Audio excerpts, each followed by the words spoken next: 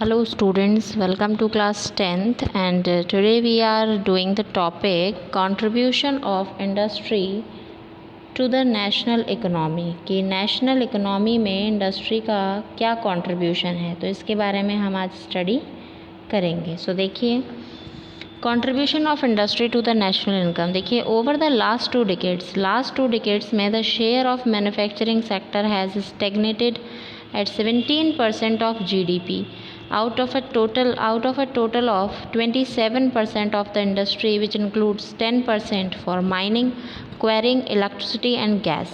Last 2 decades में means last 20 years में हमने देखा है लास्ट 20 ईयर्स में कि जो manufacturing sector means industrial sector जो है उसका जीडीपी में जो कंट्रीब्यूशन है वो इंक्रीज़ हो गया है, यानी 17% से इंक्रीज़ होकर वो हो गया है 27%, विच इंक्लूड 10% फॉर माइनिंग, जिसमें माइनिंग, क्वेरिंग, इलेक्ट्रिसिटी और गैस का जो परसेंटेज है that is 10%।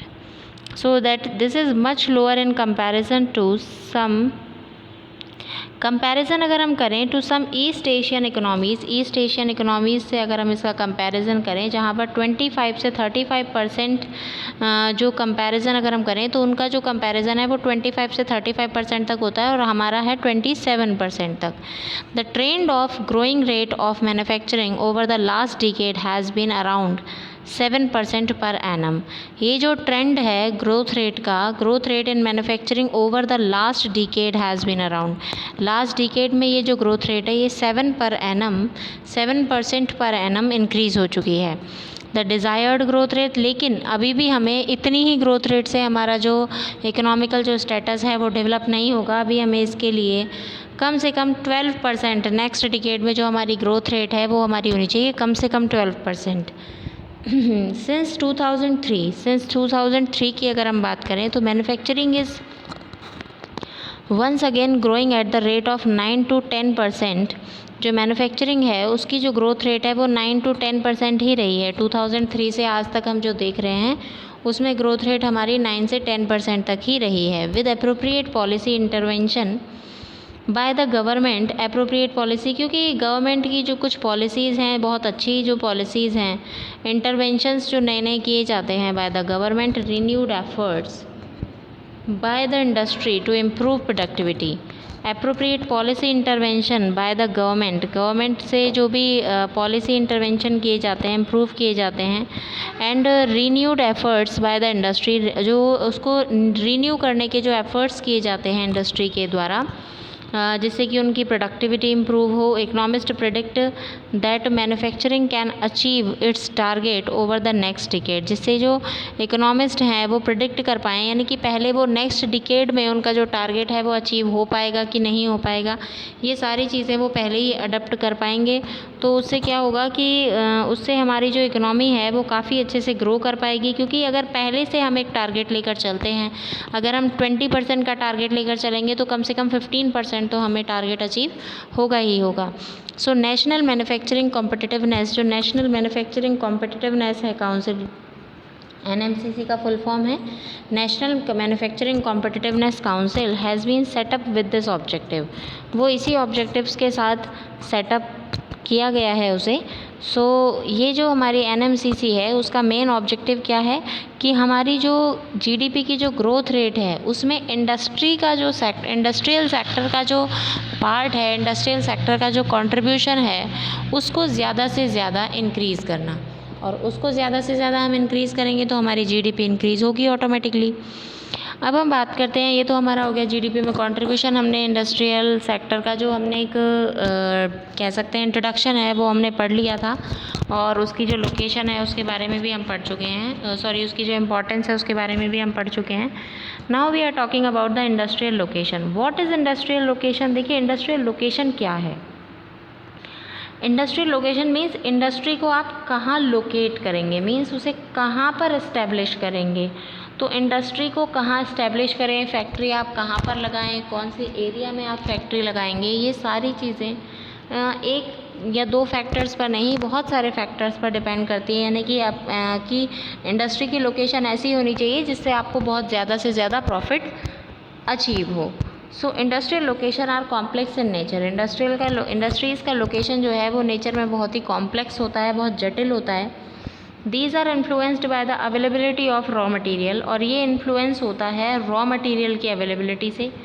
Labour, capital, power and market, labour, capital, power and market से अवेलेबल होता है। यानी कि देखिए इन सारी चीज़ों के हम बारे में बात करते हैं, जहाँ पर भी एक एक चीज़ हम लेते हैं। फर्स्ट ऑफ ऑल हम लेंगे यहाँ पे रॉ मटेरियल।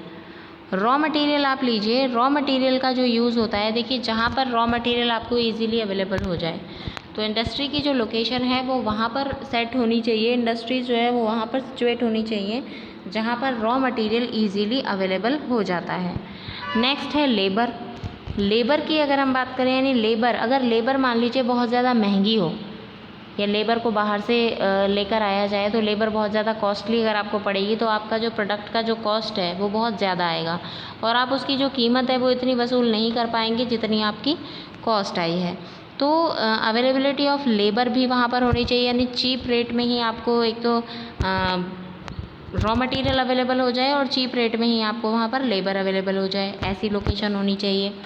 नेक्स्ट है आपको कैपिटल की भी अवेलेबिलिटी हो जाए। देखिए कैपिटल की अवेलेबिलिटी तो बहुत बड़ी बात नहीं है, वहाँ पर आपको मिल सकती है, क्योंकि कैपिटल के लिए ऐसा कोई ट्रांसपोर्टेशन नहीं लगता। आजकल तो वैसे भी डिजिटल इंडिया है, तो कैपिटल के लिए तो इतना कोई नहीं है। हाँ, लेकिन कैपिटल में जो आपकी मशीनरीज जो आती हैं, मशीनरी के लिए ट्रांसपोर्टेशन कॉस्ट बहुत ज़्यादा आएगी।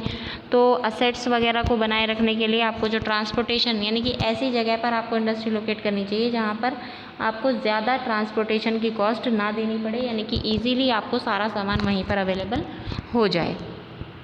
और पावर, पावर मीन्स आपको इलेक्ट्रिसिटी, इलेक्ट्रिसिटी आपको वहाँ पर प्रॉपरली और रेगुलर इलेक्ट्रिसिटी वहाँ पर आती हो। इलेक्ट्रिसिटी अगर रेगुलर नहीं होगी तो आप वहाँ पर प्रोडक्शन को प्रॉपरली नहीं कर पाएंगे। ये कुछ टॉपिक्स हैं, ये कुछ फैक्टर्स हैं जिनसे इंडस्ट्रीज़ की जो लोकेशन है वो अफेक्ट करती है। मार्केट, मार्केट का मतलब क्या है? मार्केट मीन्स होता है कि जहाँ पर भी मान लीजिए आपने रॉ मटेरियल आपको अवेलेबल हो गया, आपको लेबर अवेलेबल हो गई, आपको कैपिटल अवेलेबल हो गई, पावर भी अवेलेबल हो गई, इलेक्ट्रिसिटी अवेलेबल हो गई। अब आपने प्रोडक्ट को तैयार कर लिया, आपका प्रोडक्ट जो है वो बनकर रेडी है।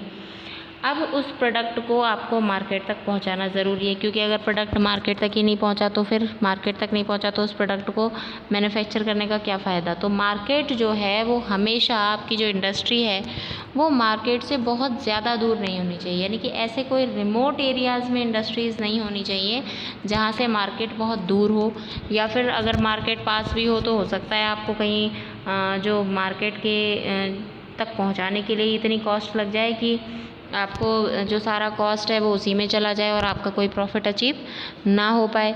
तो ये है हमारा मार्केट का कॉस्ट। नेक्स्ट हम बात करते हैं इट इज़ रेयरली। तो ये सारे जो फैक्टर्स हैं हमारे, ये आपके इंडस्ट्रियल लोकेशन को अफेक्ट करते हैं। It is rarely possible to find all these factor. वैसे तो बहुत ही मुश्किल है इन सभी फैक्टर्स को एक जगह, एक ही समय पर सारे ही फैक्टर्स को अवेलेबल करवा पाना। Consequently manufacturing activity tends to locate, जैसे कई बार क्या होता है कि मुश्किल इसीलिए, कहीं पर रॉ मटेरियल और लेबर तो मिल जाती है लेकिन वहाँ पर मशीनरी वगैरह अवेलेबल नहीं हो पाती। कहीं पर मशीनरी जल्दी अवेलेबल हो जाती है तो हो सकता है कि वो मार्केट से दूर हो। तो काफ़ी सारी चीज़ें हैं कि सारी चीज़ें नहीं मिल पाती। हाँ, लेकिन सभी ऐसी चीज़ें अगर दूर भी हों जिनकी कॉस्ट बहुत ज़्यादा नहीं है तो उसका कोई भी इतना जो नेगेटिव इफेक्ट है वो नहीं पड़ेगा। Consequently manufacturing activity tends to locate at the most appropriate place where all the factors of industrial location are either available और can be arranged at the lower cost. तो मैन्युफैक्चरिंग एक्टिविटी जो है वो ऐसी जगह को लोकेट करती है या ऐसी जगह को ढूंढती है जहाँ पर आपको ऑल द फैक्टर्स, जितने भी इंडस्ट्रियल लोकेशन के जो भी फैक्टर्स हैं, कौन कौन से, raw material, labour, capital, power and market, ये सारे जो फैक्टर्स हैं वो या तो वहाँ अवेलेबल हो जाए या फिर उन्हें वहाँ पर अरेंज किया जा सके लोअर कॉस्ट में, यानी सबसे कम कॉस्ट में उन्हें वहाँ पर अरेंज किया जा सके। After an industrial activity start, और जैसे ही कोई इंडस्ट्रियल एक्टिविटी यानी कोई प्रोडक्शन जो है वो स्टार्ट होता है, अर्बनाइजेशन फॉलोज, तो वहाँ पर अर्बनाइजेशन की जो प्रोसेस है वो स्टार्ट हो जाती है, यानी ऑब्वियसली वहाँ पे अर्बनाइजेशन आ जाएगा, लोगों का लिविंग का स्टैंडर्ड ऑफ लिविंग जो है वो भी इंक्रीज़ होगा, लोगों के अंदर एजुकेशन, हेल्थ के लिए अवेयरनेस, ये सारी चीज़ें, क्योंकि जैसे जैसे लोगों के पास, क्योंकि लोगों को एम्प्लॉयमेंट मिलेगा और एम्प्लॉयमेंट मिलेगा तो लोगों में अवेयरनेस आएगी ही आएगी, एम्प्लॉयमेंट मिलेगा तो लोगों के पास पैसा आएगा तो लोग अपनी हर चीज़ के लिए, अपने हेल्थ के लिए, अपने एजुकेशन के लिए, अपने बच्चों के एजुकेशन के लिए अपना कंफर्ट जोन जो है उसको भी ध्यान रखेंगे। Sometimes industries are located in or near the city, कई बार जो इंडस्ट्रीज़ हैं उन्हें सिटी के नियर में या सिटीज़ के अंदर उनको लोकेट किया जाता है। Thus industrialisation and urbanisation go hand in hand, तो इस प्रकार से जो इंडस्ट्रियलाइजेशन और अर्बनाइजेशन, यानी जैसे जैसे इंडस्ट्रियलाइजेशन होगा कंट्री में वैसे वैसे ही अर्बनाइजेशन ऑटोमेटिकली आ जाएगा। Cities provide market and also provide services such as banking, देखिए सिटीज़ में क्या है, बैंकिंग की सर्विसेज, इंश्योरेंस की सर्विसेज, मार्केट की सर्विसेज ईजीली अवेलेबल होती हैं, ट्रांसपोर्ट की, लेबर की, कंसल्टेंट की, फाइनेंस की, एडवाइस की, किसी भी चीज़ की, कंसल्टेंसी की, यानी कि जैसे आपको अगर मान लीजिए कोई भी प्रोडक्ट स्टार्ट करना है तो उसके लिए कंसल्टेंसी जो टीम है या उसके लिए कंसल्टेंसी जो ऑर्गेनाइजेशंस हैं वो सभी यहाँ पर इजीली आपको अवेलेबल हो जाएंगी। फाइनेंशियल एडवाइज़र या फाइनेंशियल लोन्स वगैरह आपको चाहिए तो वो सभी भी आपके पास इजीली पहुँच जाएंगे।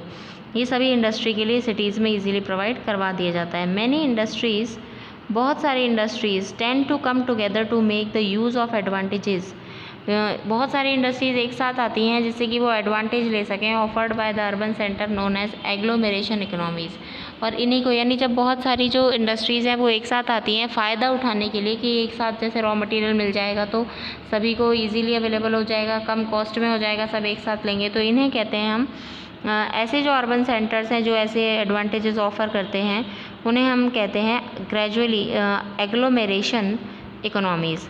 Gradually a large industrial agglomeration take place, वैसे तो एक बहुत बड़ा इंडस्ट्रियल एग्लोमेरेशन जो है वो इंडस्ट्रियल एग्लोमेरेशन बहुत ही बड़ा होता है कभी कभी इन द प्री इंडिपेंडेंस, क्योंकि बहुत बड़ा कब हो जाता है जब बहुत ज़्यादा जो क्वांटिटी है इंडस्ट्रीज़ की वो बहुत ज़्यादा अवेलेबल हो जाती है एक साथ एक ग्रुप में, तो उसे हम कहते हैं एग्लोमेरेशन इकोनॉमीज़।